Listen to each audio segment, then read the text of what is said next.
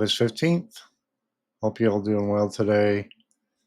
And what you got in front of you is Tropical Storm Erin, which should become a hurricane later today. However, right now, we can stop this loop here. You can see that there's still some dry air surrounding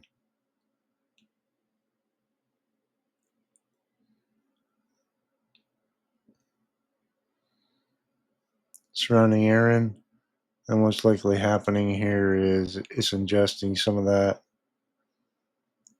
and causing it to have some trouble with convection in the short term. I think it's kind of dry here off to its west as well. You see different layers of dry air surrounding it right now, but there's also a fair amount of moisture, but overall, forecast become a hurricane today. Not a great satellite loop. Sorry about that, guys. So here is the overall track of Erin so far. As you can see, he's starting to turn to the west-northwest. And is forecast to skirt just north of the Western Antilles, Puerto Rico, Haiti, Bahamas. All right, so track and cone wind watches and warnings. You see it's got tropical storm watch off the coast here. With no other watches in place right now. And so this is the cone of 34 knot, which is tropical storm force winds probabilities. So this is Erin right here. See, it's a little bit a hurricane hunter aircraft went in early and found stronger winds on the west side than the east side. You see it's a little bit tilted with height there, or it's not quite symmetrical. So anyway, tropical storm force winds potentially could hit the northern Leeward Islands, part of Puerto Rico, maybe getting to Haiti a little bit, and possibly the Bahamas. Likely not huge impacts from winds, probably more from waves because of its small size and the small wind field here. As far as 50 knot wind field cone probabilities, of course, it's a little bit further. Probabilities aren't quite as high. 50 knots is like 5-day chance of receiving sustained winds. So we're talking the percentages down here. Sustained wind to 50 knots was like 65 miles an hour. So this is kind of a new map the Hurricane Center put out, and the first time I'm using it, so if I seem a little bit slow in using it, sorry about that. So this is hurricane force wind probabilities. You can see because of the small size, not likely to experience hurricane force winds anywhere in the islands, although it'll be a close call right there. So the earliest reasonable arrival time of tropical storm force winds, Western Antilles at Friday 8 p.m., Saturday, Puerto Rico Saturday 8 a.m., and you can see how it goes on from here. We're going to be talking about this storm for for quite a while. This is earliest reasonable, okay? So most likely Saturday 8 a.m. in the Lesser Antilles. As we go through time, of course, we get into Tuesday where they're showing where the most likely arrival time with tropical storm force winds will be. So that's that. I want to show you the latest graphic from National Hurricane Center on Erin. We have that here. 70-mile-an-hour tropical storm, moving to west-northwest at 15 miles an hour. Close to being a hurricane, at least as of the 2 a.m. advisory. And we have this disturbance off the coast of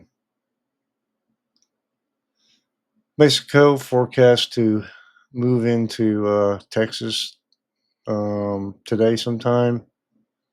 When the hurricane hunters went out there not too long ago, overnight, they didn't find a closed circulation, but there's going to be another aircraft out there today to determine whether or not it's a tropical depression or something like that.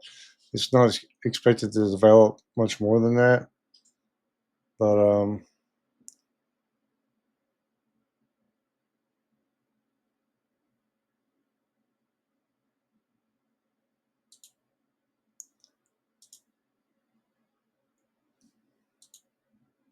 has a 50% chance of developing in the next day or so. I'm not going to spend a lot of time on it, but I wanted to go over quickly what it looks like now on satellite. I'm not quite certain it really has any kind of circulation, really. The way it looks kind of, I don't know, it don't look that impressive, but there could be a small circulation in there. Hard to really tell right now with the infrared loop. So I want to show you too, and related to that, as this disturbance moves on shore, there's a slight chance of excessive rainfall today, with flooding in the far southeast Texas and along the Texas coast into Louisiana um, after 8 a.m. today. So this is during the day today. And regardless of development, the biggest thing with this is flooding rain, heavy downpours moving on shore,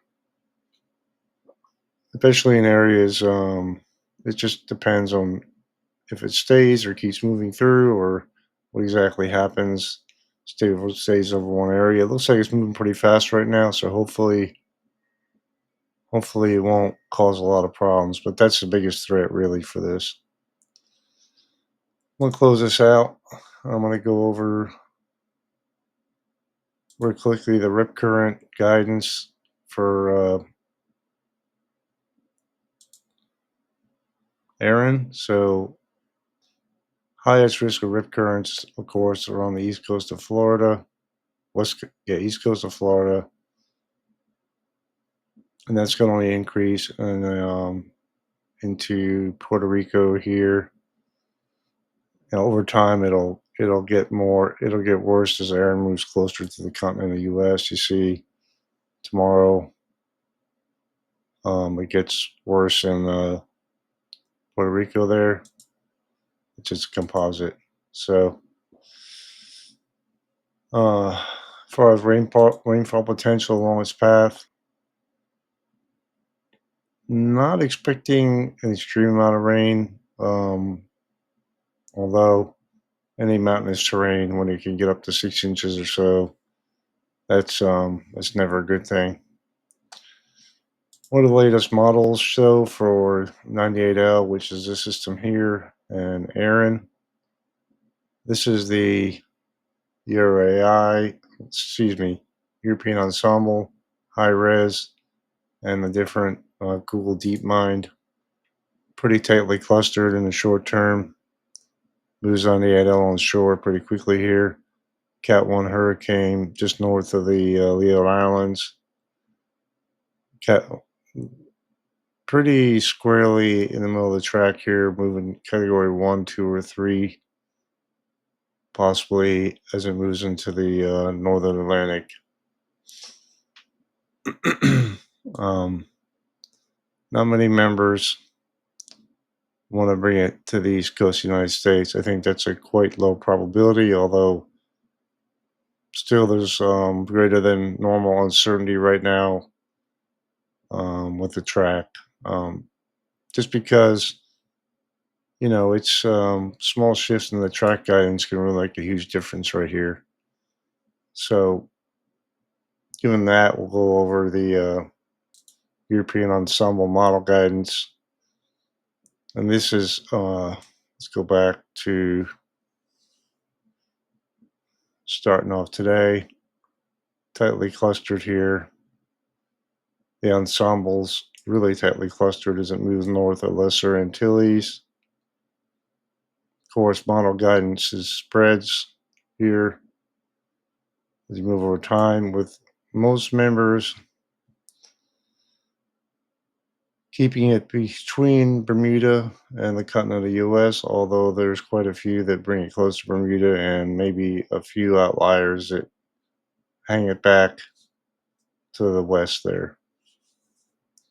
Again, we can't rule anything out at this point, but it's been pretty consistent about a recurvature before it even thinks about going to the continental US. I think the bigger threat, the bigger concern would be Bermuda at this point, depending on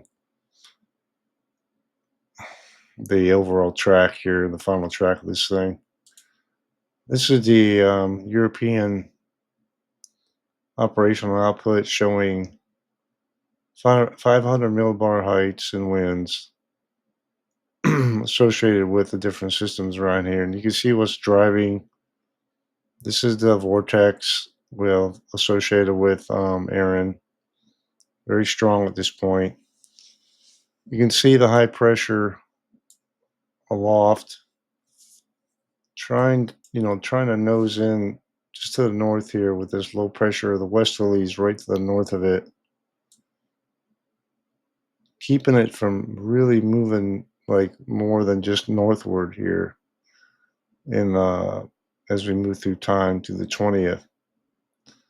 It kind of wants to build back in a little bit according to this model.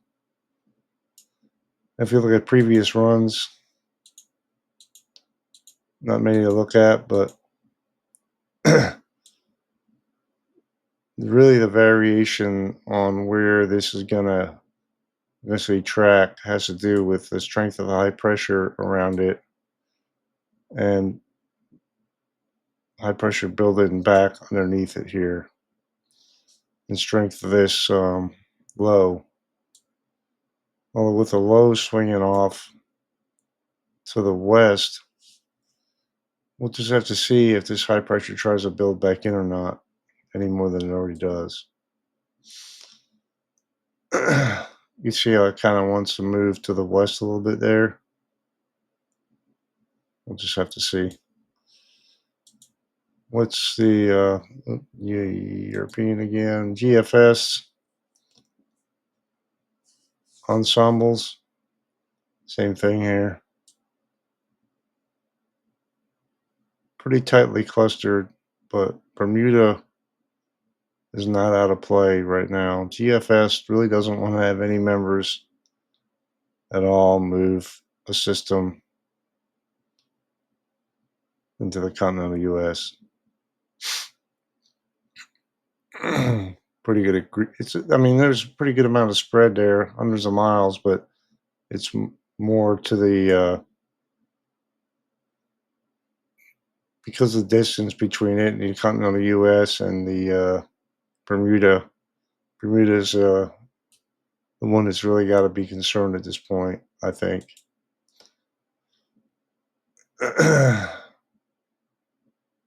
So this is the Euro AI model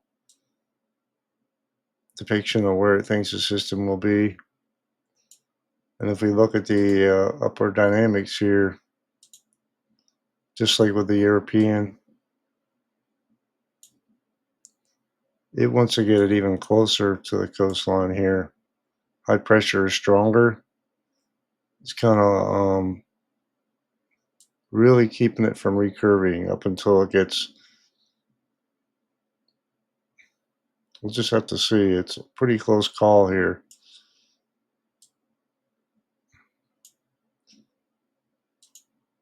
And these are the previous runs showing the subtle differences in the high pressure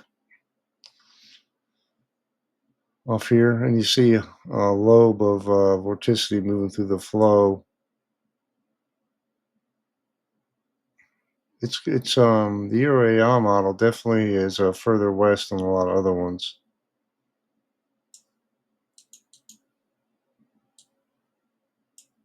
And if we look at this is the operational, it gives you a better look at what it looks like here on the map.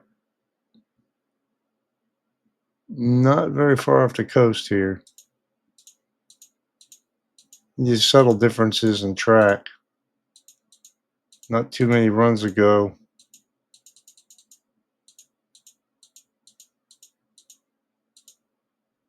it was closer to the coast, so these subtle differences really make a big difference.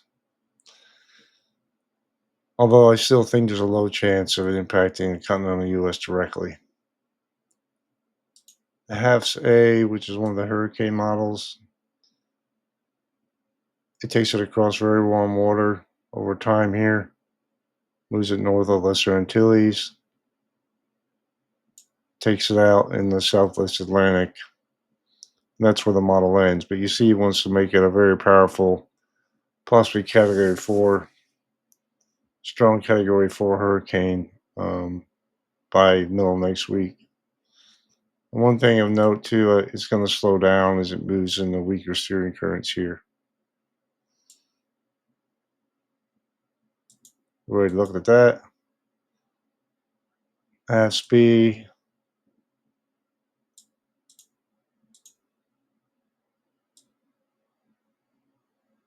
Wants to really strengthen it here down to 920 millibars, which could be a major Category 5 hurricane at this point.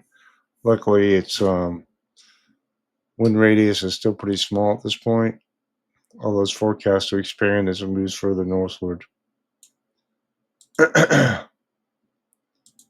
That. And this is the infrared satellite imagery. It's pretty interesting to look at, simulated. Not looking that impressive. This is the hurricane model until it gets further along here. Develops an inner core, tight a little eye right there. Seems to be suffering from quite a few disruptions in its circulation over time here. But the small eye and small circulation could lead it to intensify very rapidly in a short period of time, at least before it starts to get larger or goes through eye wall replacement cycles or things like that that may change its structure in the short term. Pretty good to look, pretty interesting to look at. I already talked about the 500 millibar heights. This is the GFS depiction of moisture surrounding Erin. See around here, it still has some dry air around it, and it battles that through a good part of its life until it reaches the kind of makes a turn to the north here, where it really strengthens, develops a really tight pocket of moisture, and moves off into the tropical northern Atlantic. This is the depiction of significant wave heights associated with Erin as they propagate towards the coast here. and it gets more intense, the waves are going to get higher. Possibly, it looks like, especially along the Outer Banks, North Carolina, South Carolina, we could have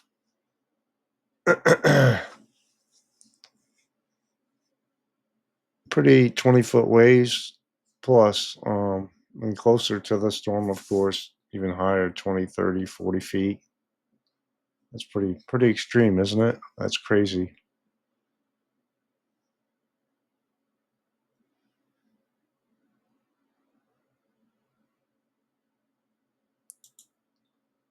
So as far as the environment, the high level winds surrounding Erin right now. You go back, there's she is right about there. Although high pressure, not a lot of high pressure nearby or close by to it over top, which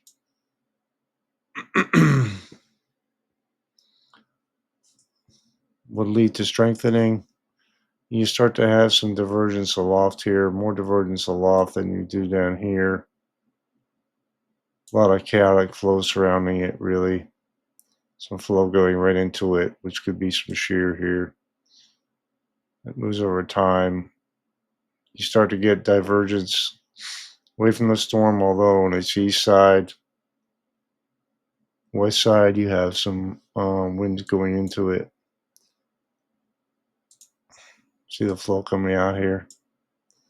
The flow coming into it, which may inhibit development on its western side a little bit.